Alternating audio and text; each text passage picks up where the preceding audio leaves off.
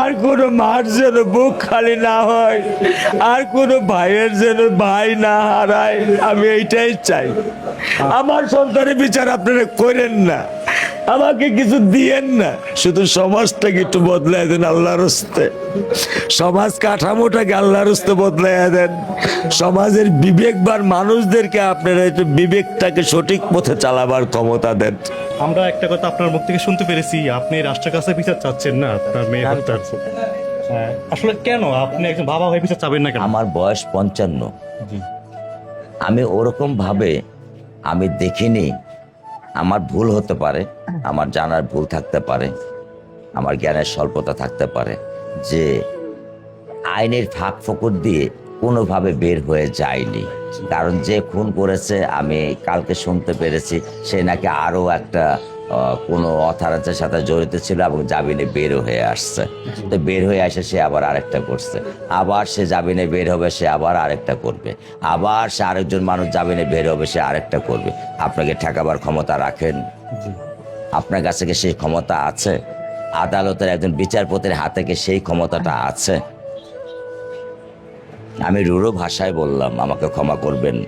আপনাদের কাছে সেই ক্ষমতা কি রাষ্ট্র দিয়েছে? রাষ্ট্র কি আপনাদেরকে দিয়েছে? আপনি এখন অন্যায় করেন, আধা ঘন্টা পরে আপনি জামিনে বের হবেন, আপনি গলায় মালা দিয়ে ঘুরে বেড়াবেন। রামিসার বাবা কেন তার মেয়ের জন্য বিচার চায় না, কেন সে এই কথাগুলো বলতেছে, চলুন 1 মিনিট দেখে আসুন। আপনি কি আপনার বাবার বিরুদ্ধে ব্যবস্থা নিতে পারবেন? দেশের রাজনীতির মূল চালিকা শক্তি রাজনৈতিক দল, তারা পলিসি মেকার, তারা পার্লামেন্টে নীতি নির্ধারণ করে, দেশ কোথায় যাবে, পুলিশ কিভাবে চলবে, সমাজ কিভাবে চলবে, তারাই করে। তো তারা যদি ভুল করে, তারা সংশোধনের দায়িত্ব তারা সবাই মিলে সমঝোতার মাধ্যমে টেবিলে আলোচনা করে সিদ্ধান্ত নিবে। তো তাদেরকে কন্ট্রোল করার দায়িত্ব তো আমাদের না। তাইলে এখন বিষয়টা তো বুঝলেন, রাষ্ট্রের প্রতি মানুষের কতটুকু বিশ্বাস, বাংলাদেশের আইনের প্রতি মানুষের কতটুকু আস্থা। 0% আস্থাও বাংলাদেশ আইনের প্রতি নাই কারো। কেন নাই বুঝতেছেন? পরিবেশ, আইনের জায়গায় আছে, বাংলাদেশের আইনেই সমস্যা। আপনাদের কি মনে আছে সেই আসিয়ার কথা? সে ধর্ষিত এবং মার্ডার হয়েছিল 1 বছর আগে, তার কেসের শুনানি এখনো চলমান, তার কেসের রায় এখনো হয় নাই, কমপ্লিট হয় নাই, তার কেস এখনো সম্পূর্ণ হয় নাই, ন্যায় বিচার প্রতিষ্ঠিত হয় নাই। কেন হয় নাই জানেন? আইনের সমস্যা, এই দেশের আইনের সমস্যা। দেশের আইন পরিবর্তন করতে হবে। তাহলে এখন বিষয়টা বুঝলেন সমস্যাটা কোথায়? এই দেশের পলিটিক্যালের সমস্যা। পুরো বাংলাদেশ পড়ে আছে লামিসাকে নিয়ে। লামিসা ধর্ষণ হওয়ার পরেও 7-8 ঘন্টা পরে পাবনা জেলার চাটমোহর উপজেলায় 5ম শ্রেণীর একটা শিশু ধর্ষিত হয়েছে। ধর্ষক এখনো পলাতক, সে গ্রেপ্তার এখন পর্যন্ত হয় নাই। পুরো বাংলাদেশ মিলে লামিসার বিচার চাচ্ছে, কারণ লামিসার ধর্ষণটা, হত্যা মামলাটা হাইলাইট হয়েছে মিডিয়াতে, এই জন্য সবাই তার বিচার চাচ্ছে। যে সকল ধর্ষণ হাইলাইট হয় নাই, মিডিয়াতে আসে নাই, তারা কি বিচার পাবে না বাংলাদেশে? আজকে প্রধানমন্ত্রী গেছে লামিসার বাড়িতে সান্ত্বনা দিতে, অবশ্যই এটা ভালো কাজ, সান্ত্বনামূলক কাজ, সাধুবাদ জানাই প্রধানমন্ত্রীকে। কিন্তু আপনারা বলেন, এই প্রধানমন্ত্রী কয়জনের বাড়িতে যাবে? এরকম ধর্ষিত কতটা ফ্যামিলির বাড়িতে যাবে প্রধানমন্ত্রী তারেক রহমান? দেশের আইন ব্যবস্থা দেখেন, একটা মেয়ে, একটা শিশু ধর্ষিত হইল, তার বিচার হইতে হইতে 2 বছর 3 বছর লাগতেছে।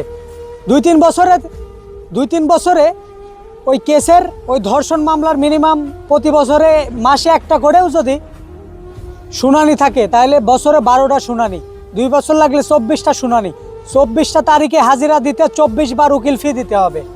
সেই টাকা কোথায় থেকে আসবে? সেই ধর্ষিত ফ্যামিলি যদি হয় গরিব, তার বাড়িঘর বেচে তারিখে তারিখে হাজিরা দিবে?